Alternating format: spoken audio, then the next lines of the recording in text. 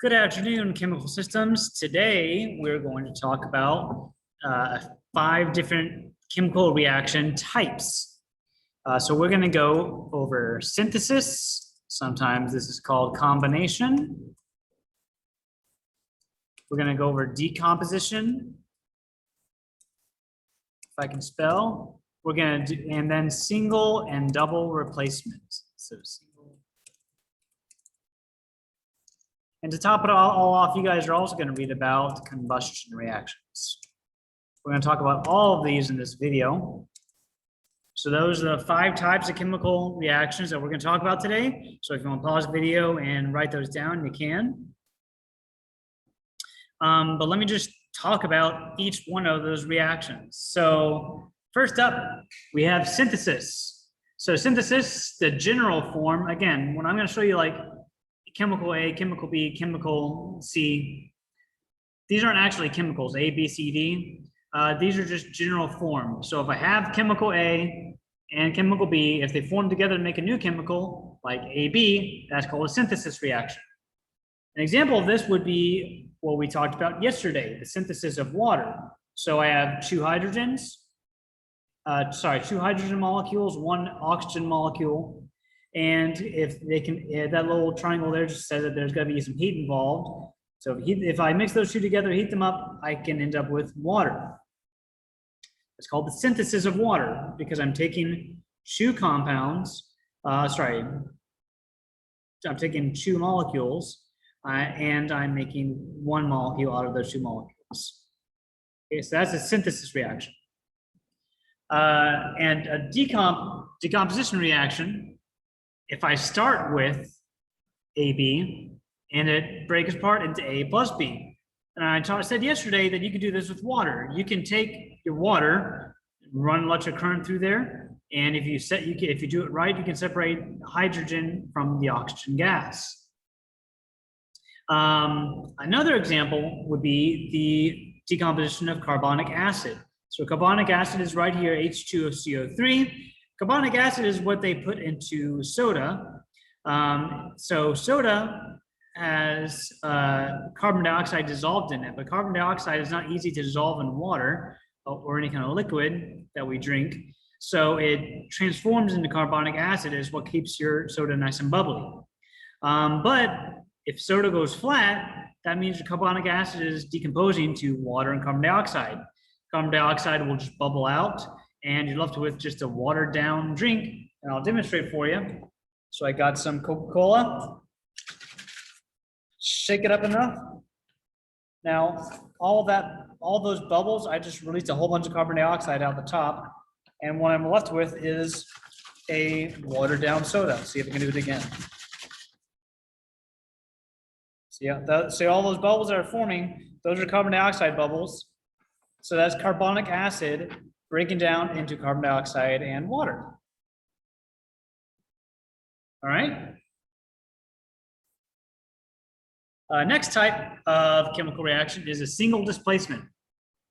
So now we're introducing, I should have made this blue over here. Just realized that. Here, I'm going to fix that real quick. Okay, there we go, single displacement.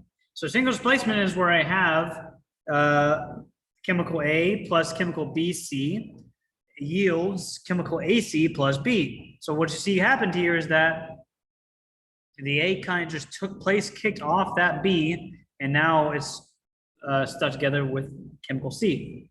So this is called single displacement because A is displacing B. An example of this would be tasty water, or what makes your water taste good. So when we drink water, we don't drink pure water. That would actually be pretty bad for us. Instead, we have minerals in our water, whether it's either water from the city or whether you buy bottled water or whether you filter your own water, your water has minerals in it. In this case, the mineral calcium hydroxide.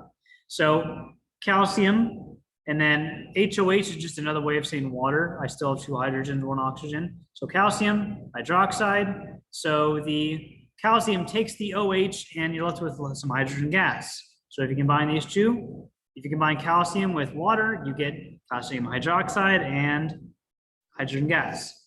So it's called a single displacement reaction because the hydrogen gas is being displaced and replaced by calcium. Okay? Last type we'll talk about is double displacement. And you might kind of see where things are going here. So now I have chemical AB plus chemical CD yields AC plus BD. I know you might be looking at this very long formula here. So this is burning sugar. So C12H22O11 plus 12 O2 molecules or 12 oxygen molecules yields 12 carbon dioxide molecules plus 11 water molecules. Again, H2OH is another way to write water. So first of all, sugar molecules usually have very big formulas. But what's happening here, and I should have probably placed that here. Let me fix that again.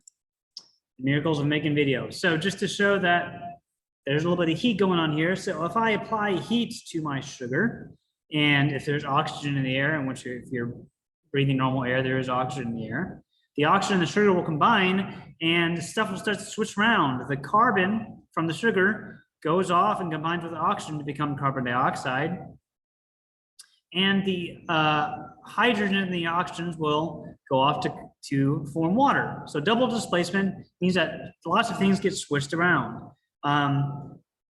This is a little bit different than a normal double displacement reaction. You guys will see some other examples in the reading today that might make a little more sense. But this kind of doubles as a combustion reaction. So a combustion reaction will always involve a I want to say carbohydrate. I'm not sure if that's right. I think hydrocarbon, excuse me, hydrocarbon. Hydrocarbon, which is anything with carbons, hydrogens, and oxygen. So if I take something that has carbon and hydrogen, mix it with oxygen, burn it, the resulting compounds will always be water and carbon dioxide. An example of this, earlier today I took some marshmallows, I burnt them to a crisp. I was going to show you guys burning the marshmallow on camera. You guys will just have to try that on your own at home. So I burnt the marshmallows. So what's happening here is that the sugar, when the sugar is hot enough combined with oxygen, the carbon that's already in the sugar goes to become carbon dioxide in the air when it combines with oxygen. And then you also have some water that's being let off. So again, sugar or any kind of hydrocarbon plus oxygen will always yield water and carbon dioxide. So when you burn anything, whether you're burning candle, whether you're burning gasoline, that hydrocarbon plus oxygen will always give you water and carbon dioxide as products. That's the kind of definition of a combustion reaction. So I hope that helps you understand the types of chemical reactions. You guys are going to take a quick little quiz on it. Then you guys are just going to do a little project where you can write down some examples. If you have any questions, please let me know. Had fun doing this. Hope you guys are having fun learning. I'll talk to you later. Bye.